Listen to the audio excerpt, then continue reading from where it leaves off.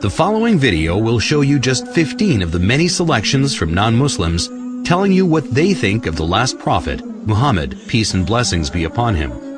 Dr. William Draper, in History of Intellectual Development of Europe, 4 years after the death of Justinian, AD 569, was born in Mecca, in Arabia, the man who, of all men, has exercised the greatest influence upon the human race, to be the religious head of many empires, to guide the daily life of 1/3 of the human race, may perhaps justify the title of a messenger of God. Philip K. Hitti, in History of the Arabs, within a brief span of mortal life, Muhammad called forth of unpromising material a nation never wielded before. In a country that was hitherto but a geographical expression, he established a religion which in vast areas suppressed Christianity and Judaism, and laid the basis of an empire that was soon to embrace within its far-flung boundaries the fairest provinces in the then civilized world. Thomas Carlyle, in Heroes and Hero Worship and the Heroic in History, the lies which well-meaning zeal has heaped round this man are disgraceful to ourselves only. A silent, great soul, one of that who cannot but be earnest. He was to kindle the world. The world's maker had ordered so. Mahatma Gandhi, statement published in Young India, 1924.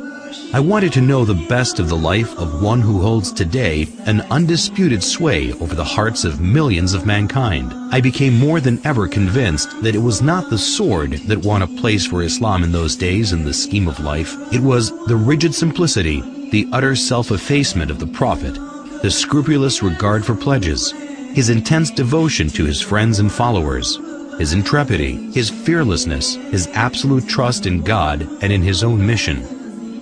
These, and not the sword, carried everything before them and surmounted every obstacle. When I closed the second volume of the Prophet's biography, I was sorry there was not more for me to read of that great life. Edward Gibbon and Simon Oakley, in History of the Saracen Empire, London, 1870. The greatest success of Muhammad's life was effected by sheer moral force.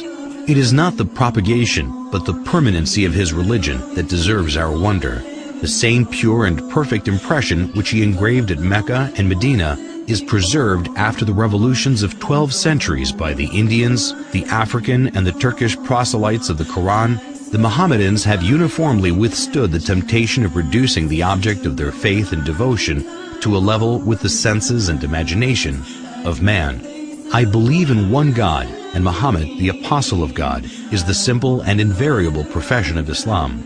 The intellectual image of the deity has never been degraded by any visible idol. The honors of the Prophet have never transgressed the measure of human virtue, and his living precepts have restrained the gratitude of his disciples within the bounds of reason and religion. Reverend Bosworth Smith, in Muhammad and Mohammedanism, London, 1874. Head of the state as well as the church, he was Caesar and Pope in one. But he was Pope without the Pope's pretensions, and Caesar without the legions of Caesar, without a standing army, without a bodyguard, without a police force, without a fixed revenue. If ever a man ruled by a right divine, it was Muhammad, for he had all the powers without their supports. He cared not for the dressings of power. The simplicity of his private life was in keeping with his public life. In Mohammedanism, everything is different here. Instead of the shadowy and the mysterious, we have history. We know of the external history of Muhammad, while for his internal history, after his mission had been proclaimed, we have a book absolutely unique in its origin, in its preservation, on the substantial authority of which no one has ever been able to cast a serious doubt. Gibbon, in The Decline and Fall of the Roman Empire, 1823. The good sense of Muhammad despised the pomp of royalty. The apostle of God submitted to the menial offices of the family. He kindled the fire, swept the floor, milked the ewes, and mended with his own hands his shoes and garments. Disdaining the penance and merit of a hermit, he observed without effort of vanity the abstemious diet of an Arab. De Lacy O'Leary, in Islam at the Crossroads, London, 1923. History makes it clear, however, that the legend of fanatical Muslims sweeping through the world and forcing Islam at the point of sword upon conquered races is one of the most fantastically absurd myths that historians have ever repeated. Sir George Bernard Shaw in The Genuine Islam, Volume 1, Number 8, 1936. If any religion had the chance of ruling over England, nay, Europe, within the next 100 years, it could be Islam. I have always held the religion of Muhammad in high estimation because of its wonderful vitality.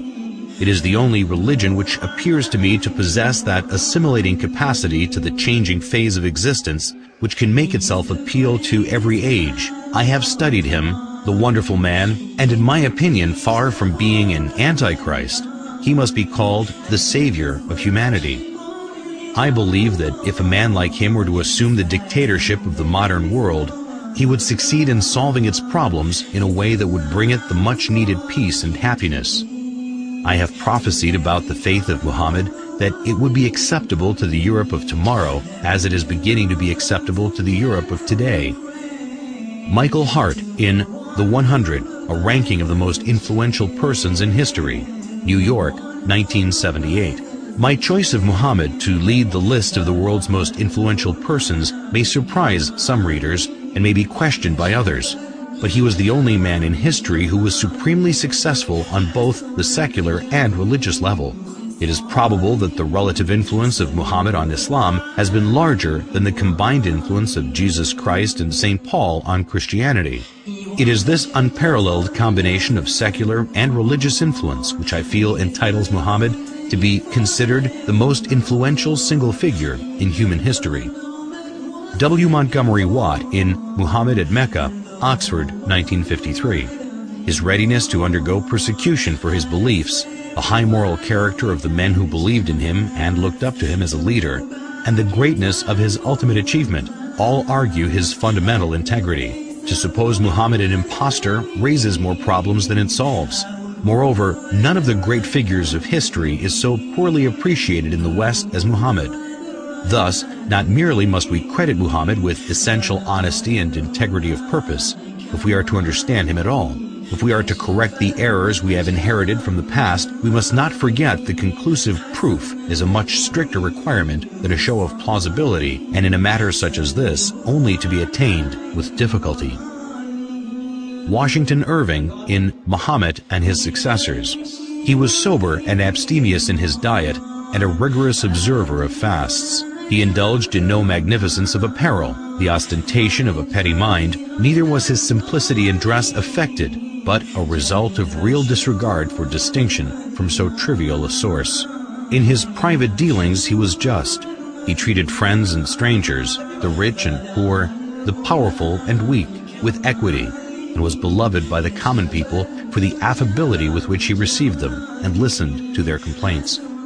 His military triumphs awakened no pride nor vainglory, as they would have done had they been effected for selfish purposes.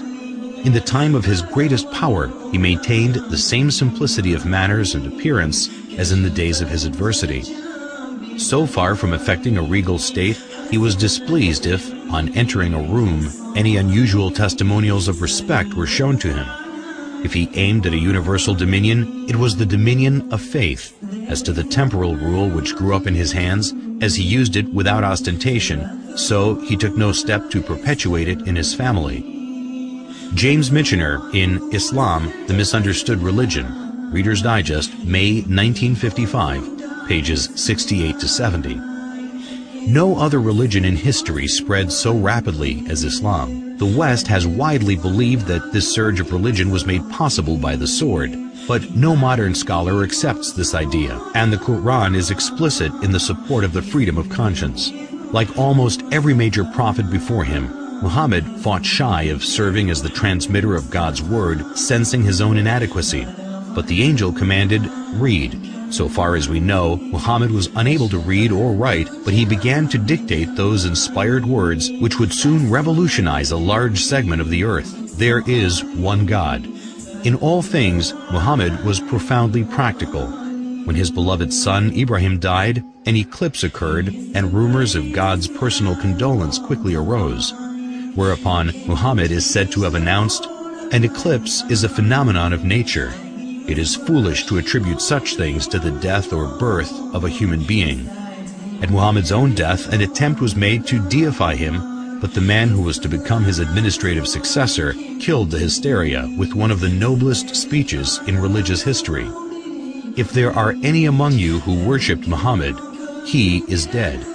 But if it is God you worshipped, he lives forever. Lawrence E. Brown in The Prospects of Islam, 1944. Incidentally, these well-established facts dispose of the idea, so widely fostered in Christian writings, that the Muslims, wherever they went, forced people to accept Islam at the point of the sword. Alphonse de Lamartine in Histoire de la Turquie, Paris, 1854. Never has a man set for himself, voluntarily or involuntarily, a more sublime aim, since this aim was superhuman, to subvert superstitions which had been imposed between man and his Creator, to render God unto man, and man unto God, to restore the rational and sacred idea of divinity amidst the chaos of the material and disfigured gods of idolatry then existing. Never has a man undertaken a work so far beyond human power with so feeble means, for he, Muhammad, had in the conception, as well as in the execution of such a great design, no other instrument than himself, and no other aid except a handful of men living in a corner of the desert. Finally, never has a man accomplished such a huge and lasting revolution in the world, because in less than 2 centuries after its appearance, Islam, in faith and in arms, reigned over the whole of Arabia and conquered in God's name Persia, Khorasan, Transoxania, Western India, Syria, Egypt, Abyssinia, all the known continent of northern Africa, numerous islands of the Mediterranean Sea, Spain, and part of Gaul. If greatness of purpose, smallness of means, and astonishing results are the 3 criteria of a human genius, who could dare compare any great man in history with Muhammad? The most famous men created arms, laws, and empires only. They founded, if anything at all, no more than material powers which often crumbled away before their eyes. This man moved not only armies, legislations, empires, peoples, dynasties, but millions of men in 1/3 of the then inhabited world. And more than that, he moved the altars, the gods, the religions, the ideas, the beliefs, and the souls.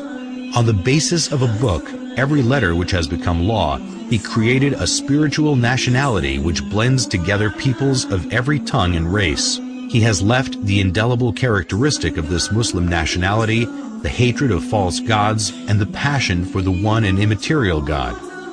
This avenging patriotism against the profanation of heaven formed the virtue of the followers of Muhammad.